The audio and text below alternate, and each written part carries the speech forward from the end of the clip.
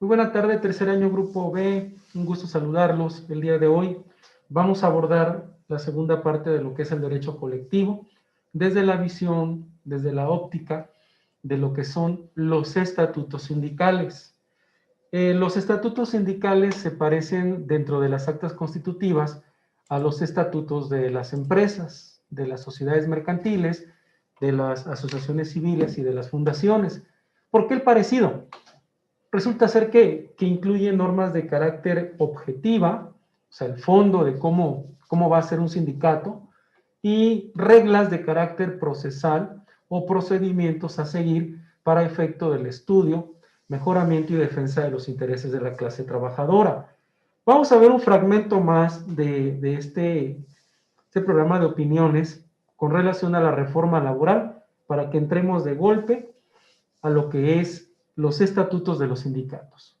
Sigamos viendo al periodista. También si nos ponemos a buscar resistencias, vamos a ver, digamos, una enorme pluralidad de posiciones, desde, por ejemplo, la CENTE, que dentro de las movilizaciones que va a desarrollar esta semana, no solamente va contra la reforma educativa, sino también contra la reforma laboral, así como, por ejemplo, otra noticia de hoy, trabajadores de Pemex acaban de presentar, obtuvieron el registro y la toma de nota para crear un nuevo sindicato al interior de la petrolera y disputar el contrato colectivo a Romero de Champs y a la vieja nomenclatura del sindicato petrolero. ¿Cuáles son las resistencias, Alfonso? A ver, ¿quién se opone a esto? Bueno, yo lo primero que diría es que este proyecto de reforma laboral va de consenso.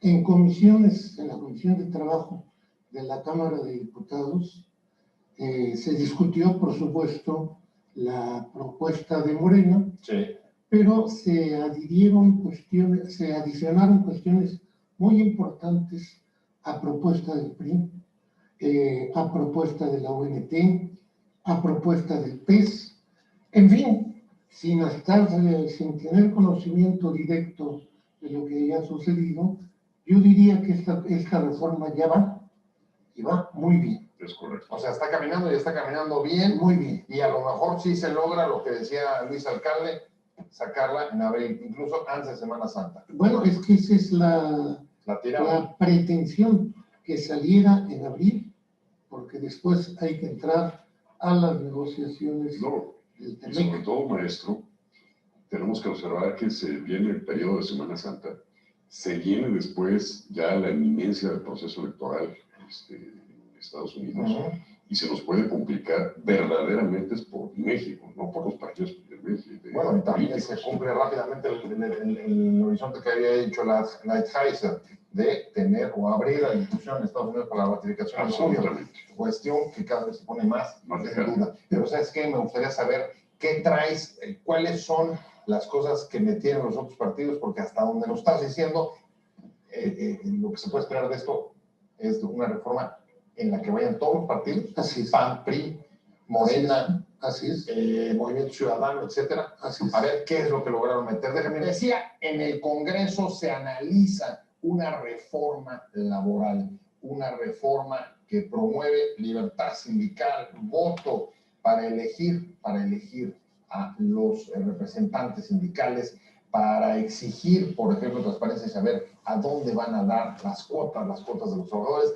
Y estamos, ese nomás el dato, 1 de cada 100 trabajadores en este país puede elegir con su voto a su líder sindical y puede exigir saber dónde se destina las cuotas que cobra de su sindicato. Alfonso, me quedé contigo. Decías Ahí nos quedamos con ese contexto. Ahora, precisamente el estatuto de los sindicatos contiene el procedimiento que ellos, el 2 de abril de 2019, estaban discutiendo en opiniones. Pasó a las cámaras del Congreso el proyecto y dentro de lo que se logró sustentar fue el hecho de que se mantenga en los estatutos de los sindicatos, dice el 371 de la Ley Federal de Trabajo. En primer lugar, la denominación del sindicato. ¿Cómo se llama? ¿Cómo se va a llamar? y desde luego el domicilio en el que éste va a operar, cuáles son las finalidades, o sea, el objeto del sindicato, qué tipo de sindicato es, ya lo veíamos en la clase pasada, si es gremial, si es de empresas, si es nacional de industrias, si es de industrias, si es de oficios varios. La duración, siempre un sindicato, igual que las fundaciones, asociaciones civiles y sociedades mercantiles, regularmente tienen un tiempo de vigencia o de duración de hasta 99 años. No hay legislación que diga que sean más de 99 años. Es el tope legal que tenemos.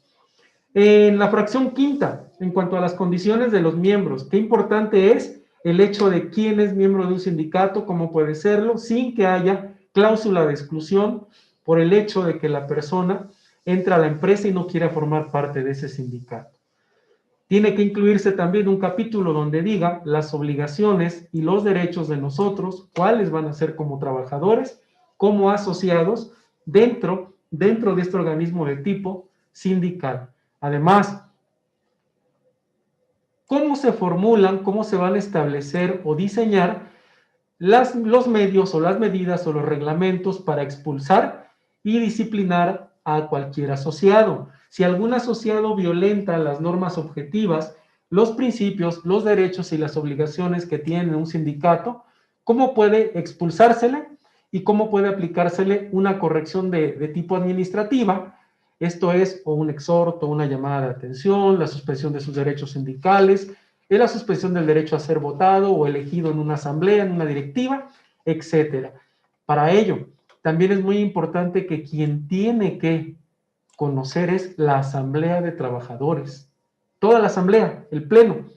Desde luego, se trata también de en esto generar un procedimiento en el que los trabajadores tengan la certeza de la no autoincriminación y del conocimiento de que todo el sindicato, todos los agremiados, están conociendo el motivo por el cual el trabajador va a ser separado del sindicato. Anteriormente se hacía por política. Hoy día lo que se busca es que el principio denominado debido proceso, la no autoincriminación y la presunta inocencia se hagan valer en materia de derecho colectivo del trabajo. De esta manera, el trabajador puede ser oído y vencido en defensa, pero eso si él lo quiere. Si él quiere declarar, si él lo quiere decir, podrá ser escuchado y ofrecer pruebas. Si él quiere callar, pero solo ofrecer pruebas, podrá hacerlo también. Desde luego, los medios de prueba no se tienen que separar de lo que dice el artículo 776 de la Ley Federal del Trabajo. Son las únicas pruebas, las que están en ese catálogo, las que se pueden recibir. Para esto, me salgo del 371. Vamos a ver qué dice el 776, para que tengan ustedes claro el tipo de pruebas que en materia laboral podemos ofrecer los trabajadores. Bueno, buscando el 776, y vean ustedes, son admisibles en el proceso laboral pruebas que no sean contrarias a la moral y al derecho. La prueba confesional, la documental, testimonial, pericial, inspección presuncional, instrumental. Al final vienen fotografías, cintas magnetográficas, o sea, todo lo que la informática y la electrónica hoy día tienen para nosotros. Las constancias de notificación a través de buzón electrónico, los recibos de nómina con sello digital.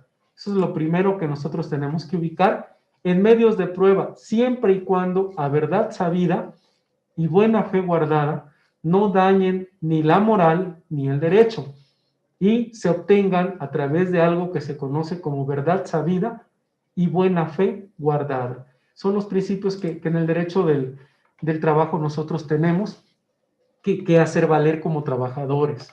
Bien, enseguida, no podemos emitir un voto escrito en esta audiencia en la que el trabajador vaya a ser separado del sindicato. Y la expulsión la deben de aprobar por lo menos la mayoría de las 2/3 partes del total de los miembros del sindicato. ¿Qué es la mayoría de las 2/3 partes? Deben de comparecer a esa asamblea. Si son 100 trabajadores, tienen que comparecer por lo menos 75. Pero de esos 75, tienen que votar por lo menos la mayoría.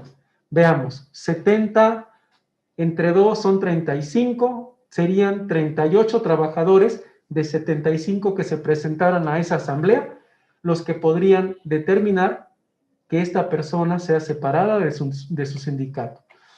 También un tema muy importante que nosotros tenemos que ver es que dentro de la reforma ya se habla de asambleas ordinarias, asambleas extraordinarias, el quórum para poder llevar a cabo las asambleas y lo más importante, el derecho a convocar a asamblea, porque es algo que no había, es algo que hacía falta en los sindicatos y que únicamente la cúpula directiva era la que podía hacerlo, colocando toda esta situación a modo. Así, se habla de que las resoluciones, por ley, se van a tomar en asambleas ordinarias o extraordinarias a razón del 50% más uno del total de los miembros de la sección o del sindicato. El procedimiento para elegir a lo que son las directivas sindicales y las secciones sindicales van a requerir necesariamente voto directo, personal, libre, secreto, sin inducción, sin ninguna situación en la que haya presión de tipo moral o de tipo física en contra de cualquier trabajador. Las convocatorias. Por lo que hace este tipo de procedimientos, se van a emitir convocatorias para elegir con firmas autógrafas del órgano de gobierno que va a instrumentar o a crear el proceso democrático, el proceso de votación. Se va a publicar en los lugares más visibles del local sindical, con una anticipación, eso es muy importante, por lo menos con 10 días, porque así lo dice la ley, con una anticipación mínima de 10 días. Si se publica después de 10 días, mucho que mejor, pero la ley te marca anticipación de 10 días. Obviamente ahí se va a determinar, se va a establecer el lugar donde se va a llevar a cabo el proceso electoral, qué documentación, qué materiales vas a poder ocupar en la votación. Obviamente que van a ser parecidos a los del INE, que deben de ser seguros, directos, personales, libres y que te permitan votar de manera secreta. Esto es la reforma que vieron que están discutiendo las personas de opiniones. Esto es lo que ya tenemos nosotros idealizado, no existía como tal. De esta manera, bueno, se habla de que se tiene que entregar e integrar un padrón completo, actualizado de los miembros del sindicato. ¿Por qué? De ahí se va a derivar el hecho que cada compañero se presente a votar y que aparezca obviamente tanto su nombre como identificación sindical para efectos de ejercer ese voto. Después de ello, ¿cómo vas a identificar a los afiliados? Con una carta, con una constancia de vigencia de derechos, con una carta de aportaciones, con una credencial sindical. ¿Cuál va a ser el procedimiento para que sepas que está vigente y actualizado ese compañero? La documentación, ¿qué tipo de documentos, materiales, las boletas, todo lo que va a llevar como requisito la boleta de votación? Y en ello te pide la propia ley que lleve el dato de qué municipio, qué entidad federativa es en la que se realiza, el cargo de aquellos que se postulan a la mesa directiva o candidatos, los emblemas, colores e identificaciones y logos de las planillas, el nombre de completo de cada candidato, sea de la plenaria o sea de la planilla completa o nada más de quien va a fungir como secretario general. Las boletas se van a validar. La comisión electoral tiene que firmar en original. Es muy importante. Debe llevar firmas autógrafas, porque si no el procedimiento es nulo y se tendría que reponer. Así también, algo que yo les dije desde la sesión pasada, debe de haber equidad de género. 50% de los representantes deben de ser damas y el otro 50% caballeros. Desde luego, se busca que en el derecho sindical se pueda ejercer y organizar por esquema la igualdad entre varón y mujer con la intención de poder rendir de la misma manera a los agremiados, damas y caballeros. En el periodo de duración de la mesa directiva queda sujeto a lo que diga el estatuto sindical. Incluso ya se faculta al dirigente sindical a la reelección. Recuerden ustedes que el sufragio efectivo, no reelección, desde la época de Calderón se modificó, se generó con Peña Nieto ya una situación de poder buscar la reelección y está idealizada hoy día con la 4T. Bueno, se van a generar también en el estatuto normas para administración, la adquisición y disposición de los bienes patrimonio del sindicato. Es muy importante esta fracción 11, porque ahí era donde existía la situación de la desaparición o dilapidación de bienes de los sindicatos en favor de los líderes de las centrales obreras tradicionales del apartado A, que eso es lo primero que tendríamos que identificar. Las formas de pago de las cuotas, si va a ser semanal, quincenal, si va a ser con descuento vía nómina, etcétera. ¿Cómo vas a aportar para que sobreviva tu sindicato? Después de ello, la época y forma de presentación de la cuenta completa y detallada de lo que es la administración del patrimonio sindical. Es decir, cuándo vas a rendir cuentas, a cada cuánto periodo, en qué gastaste, cómo lo gastaste, y las situaciones de cubrir con recibos de tipo fiscal este tipo de gastos que se generan en trámites sindicales. Al final, las normas de liquidación del patrimonio sindical y obviamente el sistema de elección, cómo se va a llevar a cabo y cómo, en su caso, los sindicatos podrán pedir el auxilio al Centro Estatal de Conciliación y Registro Laboral o a la Inspección Federal del Trabajo de la Secretaría del Trabajo y Previsión Social para efecto de que se lleven a cabo las elecciones.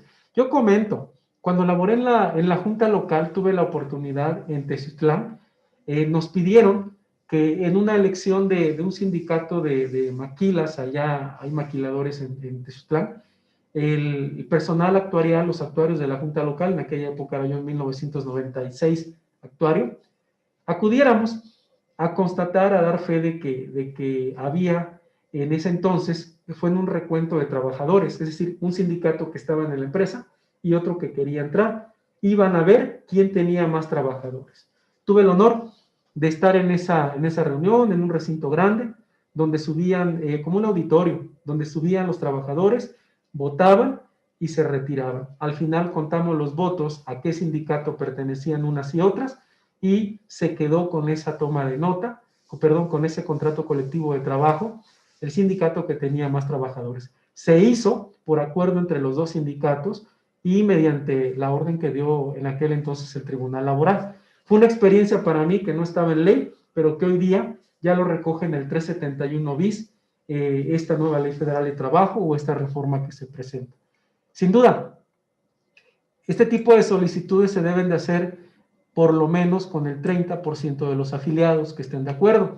Y el Centro Federal de Conciliación y Registro Sindical van a poder verificar todo lo que corresponde al sistema o proceso de elección a través de la certeza, el sentido de la confiabilidad, la legalidad que debe de haber en este tipo de procesos, porque créanme que atrás de todo ello lo que proviene es el hecho de que los trabajadores pueden incluso terminar en conato de bronca, en pelea, porque atrás de todo esto hay intereses, pues obviamente muy, muy fuertes para ellos y que llevan muchísima situación de exponerse en la situación de su propia persona por el poder que se puede llegar a tener en un sindicato. Los sindicatos, las federaciones y confederaciones legalmente constituidos, aquí lo dice el 44 del Código Fiscal de la Federación y el propio 374, pueden como persona moral o persona jurídica adquirir bienes muebles, adquirir bienes inmuebles que estén destinados necesariamente a lo que el sindicato hace. Pueden defender ante las autoridades sus derechos, ejercitar las acciones que tengan ellos, establecer mecanismos para fomentar lo que es el desarrollo y el fortalecimiento de la economía de sus afiliados. Pueden también establecer o crear sociedades cooperativas, cajas de ahorro para sus afiliados o cualquier figura análoga, con la intención de los tres conceptos que les he comentado: estudio, mejoramiento y defensa de los intereses de clase. Y el 375 de esta ley de manera clara nos dice lo siguiente: el sindicato tiene el deber de defenderte en tus derechos individuales, cuando el patrón te corra, cuando el patrón te levante un acta de hechos en las que te impute cualquiera de las causales de rescisión de la relación laboral, que ya vimos en el artículo 47, me regreso al 47 para que las refresquemos. Cuando tú como trabajador en el apartado A llegas a equivocarte, llegas a cometer cualquiera de estas causales que ya vimos, lo que va a ocurrir es que el patrón te va a levantar un acta de hechos. En esa acta de hechos, el 376 dice que el patrón tiene la obligación de iniciar un procedimiento, pero el sindicato también tiene el deber en todas estas causales de defenderte. ¿Sale? Tiene el deber. Le tiene que entrar el sindicato porque precisamente eso es el tema de la defensa sindical, el estar contigo hasta en las últimas consecuencias, incluso en poderte defender cuando tú estés en un procedimiento en el que el patrón pretenda terminar contigo la relación laboral. A esto refiere este artículo, pero ojo, también te dice que si tú como trabajador ya no quieres que el sindicato intervenga, pues se lo tienes que manifestar al sindicato. Y de esta manera tú actúas o te defiendes directamente, separando al sindicato de toda esta situación. Eso es lo que te maneja este artículo en esa situación.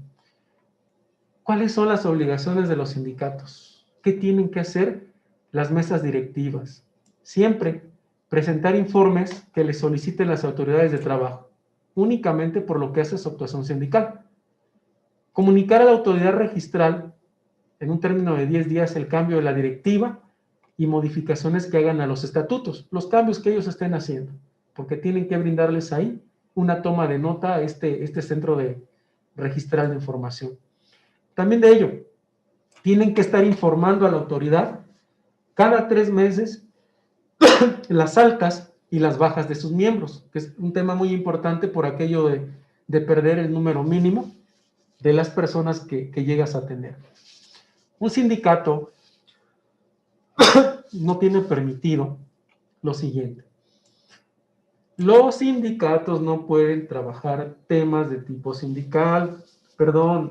de tipo religioso. La religión no se mezcla con el derecho sindical. Después de ello, un sindicato no puede ejercer la profesión de comerciante con ánimo de lucro. No puede lucrar. No puede tener esquemas de evasión de impuestos porque cometería su líder sindical y su comité ejecutivo estarían cometiendo una discrepancia fiscal y como consecuencia probablemente podría darse el tipo penal de delincuencia organizada. No pueden los comités ejecutivos ni el pleno del sindicato ejercer violencia, discriminación, acoso sexual en contra de ninguno de los miembros del sindicato ni del patrón y sus representantes. No puede haber actos de simulación, o sea, que simulen que tienen patrón, que simulen que estallaron una huelga para defender de algún asunto mercantil, etcétera. Por lo que hace a las constancias de votaciones, tienen que entregarlas y no pueden obstaculizar que ni ninguno de los trabajadores, que ninguno de ellos participe en la elección de mesas directivas como candidatos. Todos tienen que participar porque es un derecho que se reintegra, que se devuelve a los sindicatos. No pueden cometer actos de extorsión hacia el patrón. Regularmente iban y valga la expresión coloquial, centaviaban a los patrones para vender los contratos colectivos de trabajo. Sin lugar a duda, un sindicato se disuelve cuando las 2/3 partes de los empleados llegan a votar para ello o cuando el término de ley, hasta 99 años, concluye. Si tú prorrogas los 99 años, se cumplen mañana, bueno, en 10 días, y tú decides prorrogar por 99 años más, cambias tu mesa directiva, informas al Centro Registral Federal y de esta manera se prorroga por otros 99 años tu sindicato.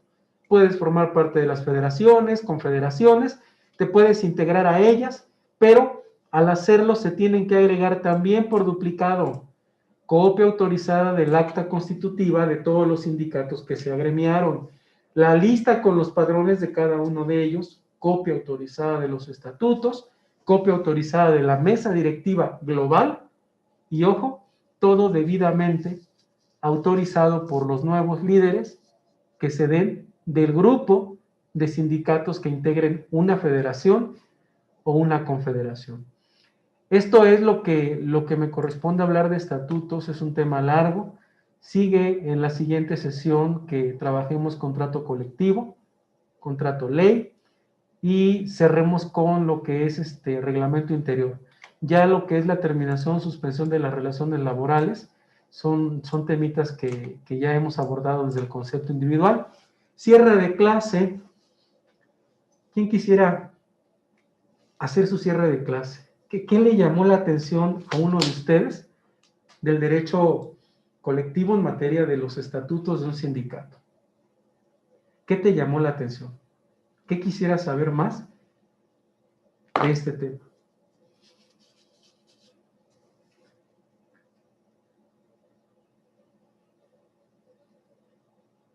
¿Escucho?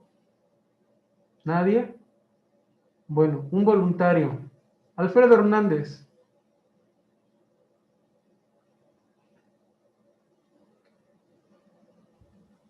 No, no tengo por decirlo así cómo explicar la clase, profe.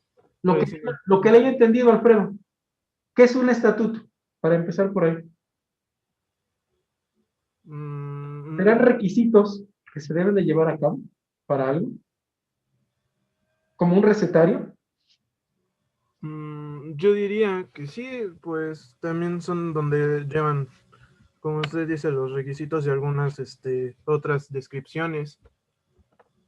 O sea que un estatuto es un conjunto de pasos que se deben de llevar dentro de un sindicato, Alfredo. ¿Estamos de acuerdo? Sí, Así de fácil. Es como seguir una receta, si se dieron cuenta. Es como si queremos cocinar un pavo ahora en la temporada navideña. Son todos los ingredientes que lleva y la forma de cocinarlos. Así véanlo, Alfredo. Es la manera más fácil.